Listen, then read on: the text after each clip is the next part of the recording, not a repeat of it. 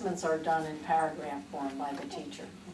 Long assessments, maybe 2 to 3 pages of how the child is doing, what their weaknesses and strengths are, what the teacher is doing to remediate any problems or whatever. And there are also parent conferences that happen a couple of times a year. So these paragraph things happen 2 or 3 times a year, and parent conferences happen 2 or 3 times a year. And the teacher, having had these children for all this time, really knows what they know. And you know what your own children know, and these teachers are practically like parents to these children after they've had them for 6 or 8 years. So that takes care of most of the assessment for those grade levels. Now the state probably doesn't accept that, and I don't know what is done here, but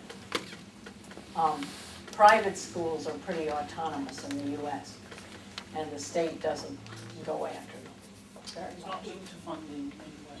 Oh, we don't get funding, so forget it. And in a way, that's good, because when there's no funding, there's no control either. So that's the way it happens there. Now, in high school, they would occasionally have a test, and they would be prepared. If they were interested in going to college, they would be prepared. What? Such a damaging.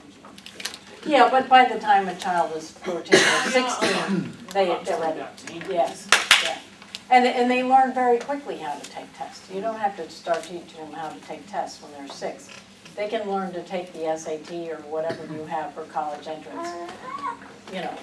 6 months before they take it, they get the book and they start practicing true and false questions and multiple choice questions, and then they learn how to do it. And that's pretty much how it's done. They begin having tests when they're in high school, but not before. And our high school starts in 9th grade, so it's pretty late. Yes, David? The essence of assessment really amounts to a difference between qualitative and quantitative, and ours is qualitative. Yeah, good way to put it. Mm. Can I just make a comment? Yeah. I have 2 grandchildren, 2 grandsons at the Steiner School in Melbourne, the Sophia Mundi School, and just wanted to make the comment about assessment. The University of Melbourne has admitted students from the Sophia Mundi School without them having completed Year 12, because the standard of their work is so high and their qualities are so well developed that they don't need to complete the 2nd year of the VCE.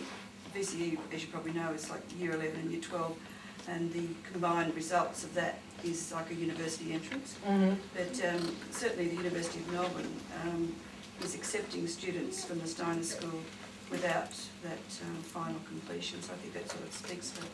The same is true of University of Adelaide accepting from Mount Barker, Yeah.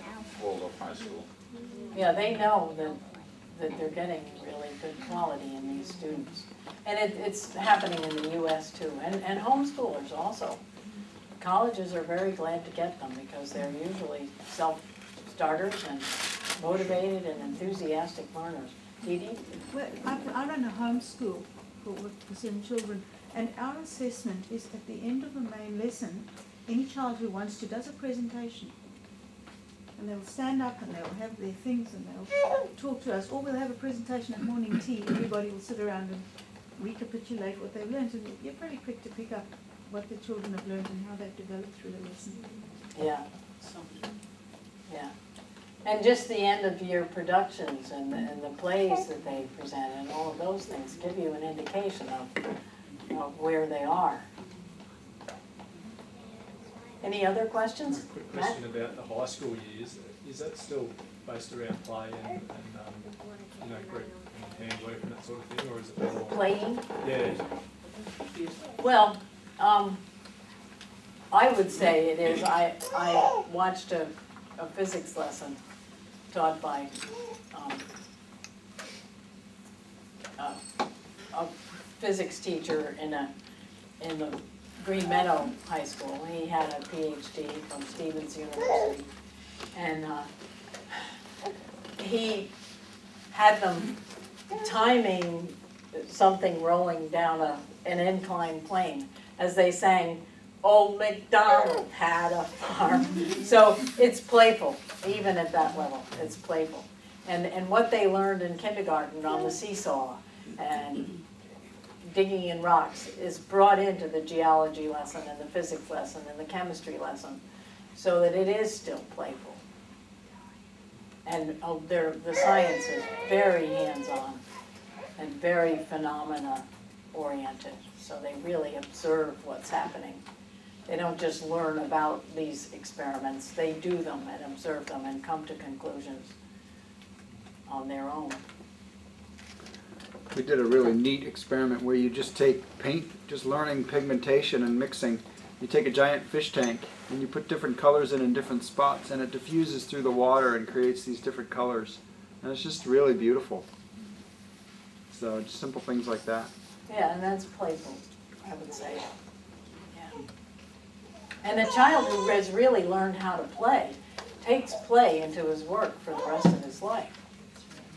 And most of these people who graduate from a Waldorf school find something that really satisfies them for a job.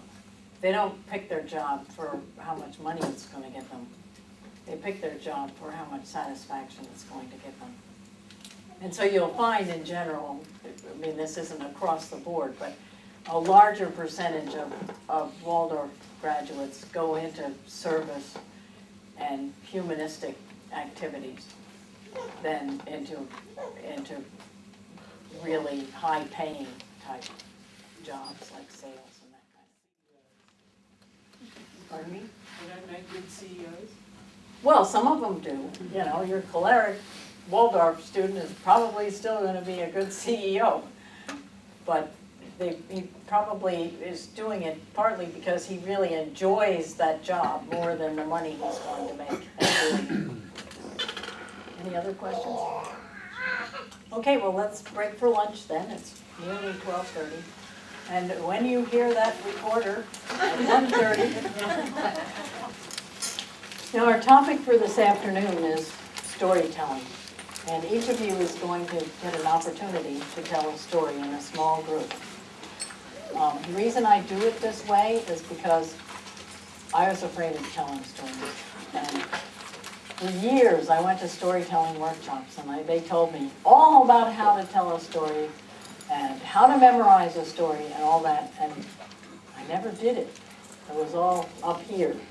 And until I finally went to one where they made me tell a story, I got over my fear of telling a story, and I began to be able to tell stories.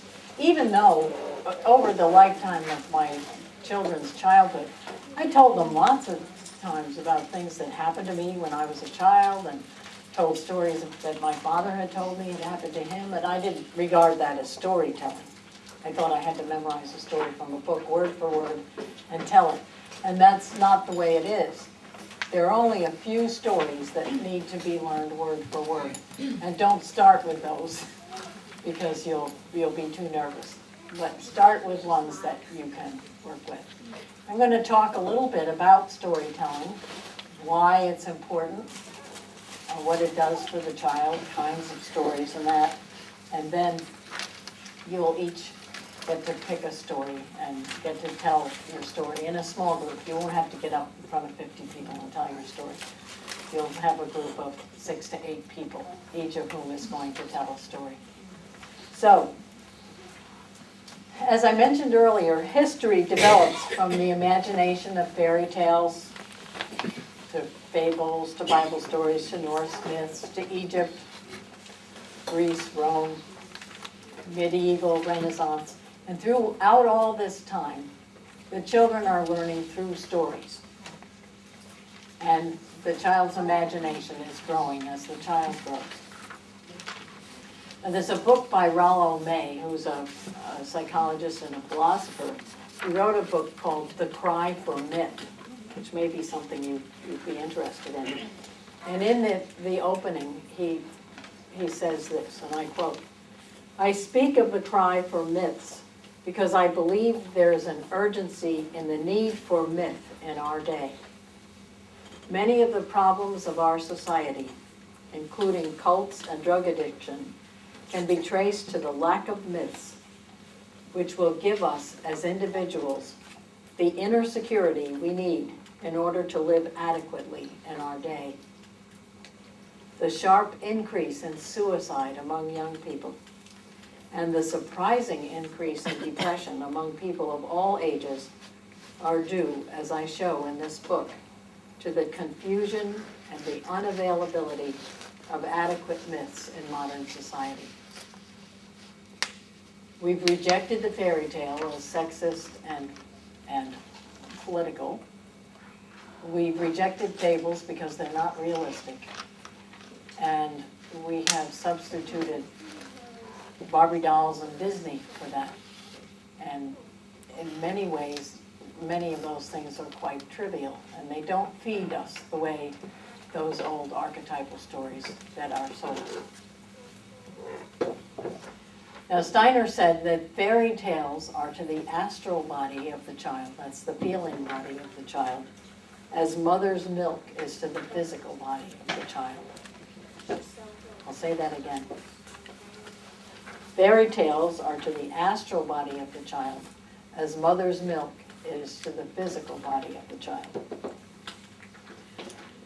Now, there are basically three kinds of stories that we deal with, and the boundaries between these blur very quickly, depending on how we're using them. The stories, fairy tales, fables, saint stories, legends, Old Testament stories, content stories that we're giving to our children. The second one is nature stories, stories about nature, animals, plants. And you can very easily see those first two categories can blur quite easily. And the third one is the pedagogical or the therapeutic story. Now, these are stories that are told for a purpose, to cure a problem or address an attitude or a discipline problem. And when you think about it, all of the consequences, punishments, commandments, rewards, warnings often cannot modify behavior as quickly and easily as a good story can do it. Sometimes it's a very elegant and effective way of changing behavior. On the other hand, in a culture whose stories are often trivial and negative, you will end up inculcating those attitudes in the children. So there are a couple of good sources for pedagogical stories. There's one that David has back there. It's a thin book, and it's published here in Australia. It's called Garden of Light. It's over right against the wall by that yellow cloth there, if you want to look at it later. And then there's an American book. Oh, Melissa is holding it up.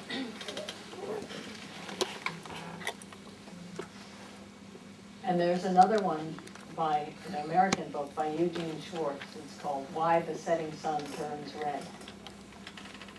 And it's an excellent source of pedagogical stories. Now, an ordinary fairy tale can also be quite therapeutic. I remember one time I was teaching a group of late kindergartners. They were all 6 and a half going on 7. And there was one little girl who was quite young for her age. And I knew that she had a lot of nightmares. But the rest of the children were ready for a story that was a little bit scary. So I told this story. It's called The Wolf and the 7 Little Kids. Once upon a time, there was a mother goat who needed to go shopping. And she got out her shopping basket and told the 7 little kids who were to stay at home that they were not to open the door to anybody but her when she came back. And so she went off to do her shopping. Well, not long after she left, there was a knock at the door. And the little kids looked out and they saw that it was the wolf. And they said, "Go away, you're the wolf. We know you're the wolf." And so the wolf slunk away. Not long after that, the wolf had already gone to the baker's, and he had covered his paws with white flour and scattered white flour all over himself. And he once again knocked on the door. And he said, let me in, I am your mother. And the little goats, the little kids said, no, you're not our mother. You have too harsh a low voice to be our mother. Go away, we're not going to let you in. So the wolf went away, and he got some milk and honey, and he drank the milk and honey to soften his voice. And then he knocked again on the door of the goat's home. And this time, his voice was so soft and sweet, and his paws were so white that the little kids let him in. And he ate 6 of them, and the 7th only escaped by jumping into the clock and hiding. Well, soon after that, the mother goat came home, and she looked around and she saw the house was all topsy-turvy and messed up, and she couldn't find her kids anywhere. A little voice came from the clock. Mother, Mother, I'm in here. She opened the clock, and out came the littlest kid, who told her what had happened. So they went outside and they looked around, and there was the wolf, sleeping beside the stream, sound asleep and snoring away. So she sent the littlest kid into the house to get her sewing kit. When he came back, she opened up the wolf's stomach, and out jumped the 6 little kids, all fine and perfect. And she sent each one to get a rock about the size of themselves, and they each put their rock inside of the wolf, and she sewed the wolf back up again, and they went away and watched. Well, soon after that, the wolf woke up, and he said, oh, my stomach is so heavy. It feels like I swallowed rocks instead of little kids. I'm so thirsty. He went to the stream to take a drink, and he fell in and was never seen again. Well, as I told this story, the little girl's eyes got bigger and bigger and bigger. And I thought, should I change the ending on this, or should I change the middle on this, really? But I thought, I'm going to finish the story because the rest of the children are ready for it. Well, when it was all over and everything turned out all right, she was smiling and happy. The next week, her mother told me she hadn't had any nightmares that week. And nightmares hadn't been a regular thing for her. So I didn't intend it as a therapeutic story, but it turned out to be one. So as long as you set the criteria for fairy tales for your younger children, up through kindergarten and first, and even maybe further than that, that even though it's a scary story, it turns out and good wins in the end. That should be your criteria for choosing a story. And it may have results that you never expect.